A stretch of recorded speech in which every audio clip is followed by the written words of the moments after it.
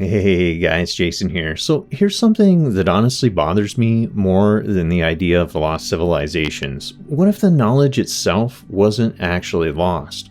What if we still have it, right? But we've forgotten what it was actually for.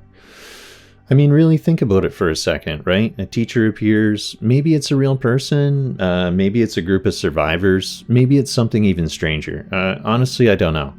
But they arrive after some kind of collapse, and then they show people how to survive. You know, how to plant, how to measure, how to read the sky, how to move water, how to build, and how to organize a society without actually tearing each other apart.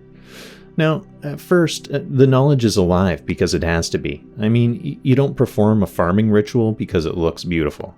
And you do it because if you plant at the wrong time, well, your children will actually starve.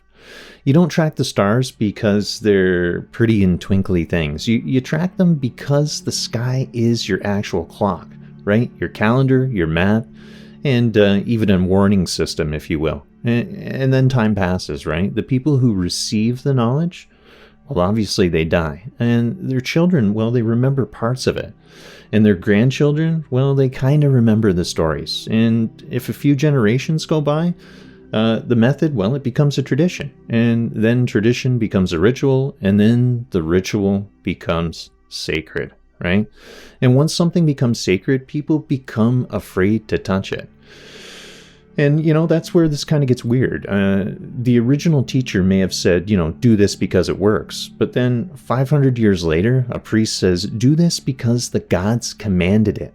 And the practical reason essentially disappears. But the action remains. The knowledge survives, but the meaning does not. I mean, that's the entire problem, right? The knowledge survives and the meaning doesn't. I mean, you see this absolutely everywhere. Ancient buildings aligned with the sun, ritual calendars tied to planting seasons. I guess you've got purification practices that may have started as basic hygiene, you know, fasting that changes the mind and body, chanting that regulates breathing, in temples that were designed to manipulate sound, even light and attention and emotion. But eventually, you know, people stop asking what these things actually do. They only ask whether they're allowed to do them. And in this case, now the teacher is gone, right? The institution itself takes over. We're the ones who understand this. Almost like a king, you know, he claims descent from the first teachers. Even a priesthood claims its own transmission, per se. And the ritual becomes proof of obedience instead of a tool of understanding, right? Does that make sense?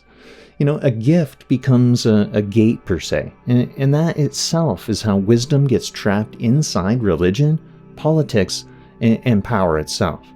And look, I'm not saying religion is fake. I'm saying something much, much more uncomfortable. Religion may contain the fossilized remains of experiences that were once completely real to the people having them. You know, a fossil isn't a lie, right? It's evidence that something once lived. But you can hold a fossil in your hand for 1,000 years and still have no idea how the creature moved at all. And that's what I think may have happened to ancient knowledge, right? We preserve the bones, but we've lost the actual movement.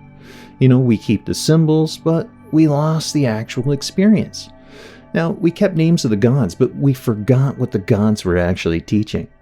And, you know, then every few centuries, somebody rediscovers, well, a piece, right? A mystic finds the direct experience beneath the ritual.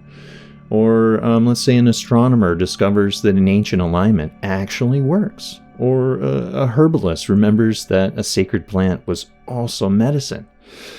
Or even an archaeologist finds a city where history said there should be absolutely nothing, right? And suddenly, the dead symbol starts to breathe again. But here's where the dangerous part exists, right? Institutions don't always like this kind of rediscovery. Because if people can access the original knowledge directly, well, they don't need the gatekeeper in the same way. Now, that may be why certain teachings become hidden, restricted, encoded, or even turned into mystery traditions. Now, not necessarily because the knowledge was evil, but because knowledge is power. and power rarely gives itself away willingly. We all know this. So, when I look at the story of the Wanas and the Apkallu, Thoth, even Prometheus, the Watchers, Natsea, Manu, Kadir, all these strange figures, I'm not only asking whether they were real, I'm asking what they gave us. And then I'm asking, well, what did we do with it? Because maybe the greatest loss in human history wasn't a library burning or a city sinking beneath the ocean. Maybe the greatest loss happened when living knowledge became an untouchable belief. And the bigger mystery is this. So if the original knowledge is still buried inside our rituals, myths, and even symbols, well, who put it there in the first place, right? And what happens when we finally remember how to use it? Thanks for listening, guys. Namaste.